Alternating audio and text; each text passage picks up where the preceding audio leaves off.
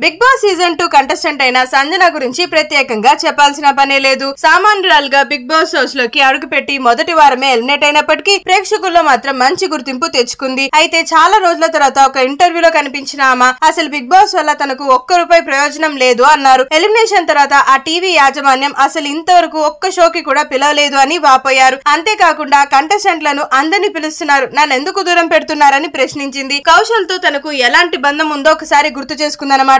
Starting లో కౌశలే villain అని అనుకున్నాం, బట్ మెల్లమెల్లగా పోను కౌశలే రియల్ హీరో అని ఆడియన్స్ తో పాటు నాకు అనిపించింది. అందరూ ఏదో అంటారు కదా, గొర్రెల మంద అది ఇదని. ఎంత నచ్చితే అంతమంది ఆర్మీగా ఫామ్ అయ్యి తనని గెలిపించేంత వరకు టైటిల్ వరకు పోరాడి పక్కాగా టైటిల్ విన్నర్ చేస్తారు చెప్పండి. నిజంగానే నాకు one of the most favourite Kaushal అయిపోయాడు. సీరియస్ గా Kaushal deserving Bigg Boss season contestant అనే చెప్తా నేను. ఇన్ని సీజన్స్ లో విన్నర్స్ ఉంటారు కదా, నా కౌశల్ తప్ప ఇంకెవ్వరు పెద్దగా డిజర్వింగ్ అని అస్సలు అనిపించలేదు అంటూ షాకింగ్ కామెంట్స్ అయితే చెప్పిందనమాట. సో దాంతో ప్రస్తుతం ఈ న్యూస్ కాస్త సోషల్ మీడియాలో విపరీతంగా వైరల్ గా మారిపోయింది. సో ఇలాంటి మరిన్ని ఇంట్రెస్టింగ్ ఫిల్మీ ట్రెండింగ్ అప్డేట్స్ కోసం వెంటనే మన ఛానల్ అయిన మోస్ట్లీ తెలుగుని సబ్స్క్రైబ్ చేసుకుని పక్కనున్న బెల్ ఐకాన్ ని సైతం క్లిక్ చేయడం మాత్రం అస్సలు మర్చిపోవద్దే.